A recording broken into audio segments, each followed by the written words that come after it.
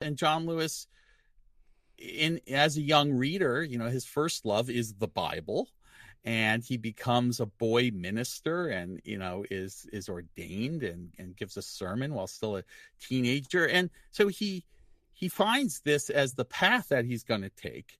But it's not just about saving souls. And that finally, once he goes off to seminary, this becomes clear to him. But again, even as a teenager, he hears Martin Luther King on the AM radio station, that they listen to out of Montgomery. He hears a sermon from King, and he thinks, this is the kind of work I want to do. Still he's thinking as a minister to improve the life of my people. For whatever reason, he felt the sting of Jim Crow and the racial oppression. Not that, I'm sure his parents hated it too, and his siblings hated it too, but not everybody felt moved to try to change it, topple it. So what is it? Is it his just refusal to accept the public statement of his own inferiority? There's some level of that in which you're like, I am not participating in this? Yeah, very much. I mean, he had a stubborn streak. He's an interesting combination of supremely gentle and sweet and soft-spoken, but also tenacious and often stubborn, especially as a young man, could just be kind of, dogmatic and unmoved. Not dogmatic in terms of ideas, but unmovable. He's a little guy. He's 5'6".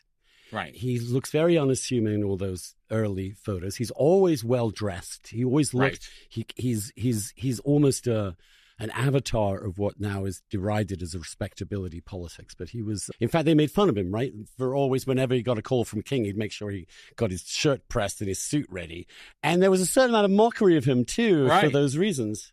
Right. But, he believed in it. And the Nashville group that he falls in with when he's in college, it's students from American Baptist Seminary, where he's attending, but also Fisk, what becomes Tennessee State or Tennessee A&I. These are all students, Black, but also some white, which is notable. The Nashville group is integrated, who get very involved in studying social gospel teachings of the Christian church, Gandhian teachings, nonviolence, civil disobedience, and planning, what they see as a successor step to the Montgomery bus boycott, a plan to tackle segregation in Nashville. And this, of course, becomes the sit-in movement. Now, that initial sit-in group, they all put on their Sunday best when they would go down to the Woolworths and get beat up, because it was part of the idea. You want to be impeccable. You want to be beyond reproach.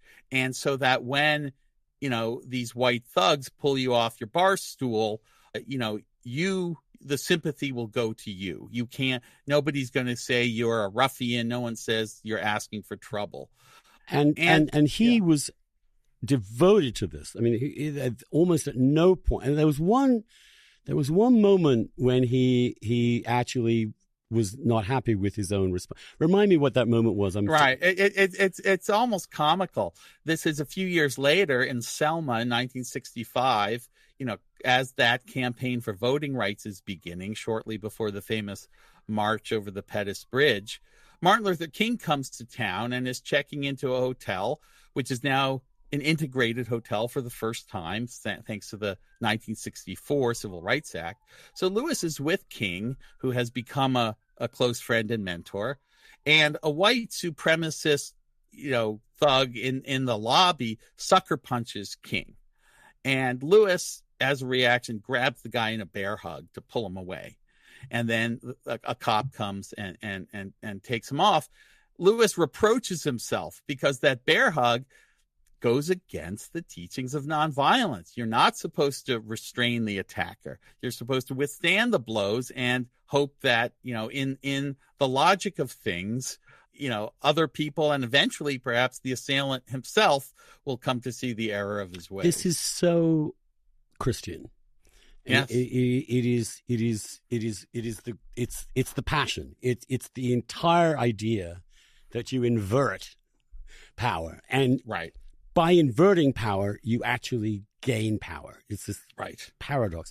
And what struck me that this young man had deeply, deeply thought about this. This was not a fad. This was not a good gimmick. He really had internalized this at a very profound level in a way that strikes me as almost like one of the early martyrs who just, I have this in my head. I will not let them get to me.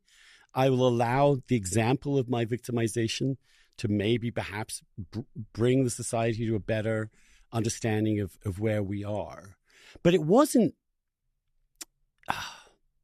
victimology in the sense that they retained absolute dignity and absolute integrity in that sense. Right. And look, for many of the young men and women in SNCC, the Student Nonviolent Coordinating Committee, the nonviolence was tactical, that they saw the advantage when this plays out in the newspapers or the nightly news, that it's going to work to their advantage. But for a small percentage of them, including Lewis and others trained in this Nashville group, it was really a deep, complete belief system. Mm-hmm. I mean, Lewis always used the phrase a philosophy and a way of life. Mm-hmm. And, he really held to that his whole life.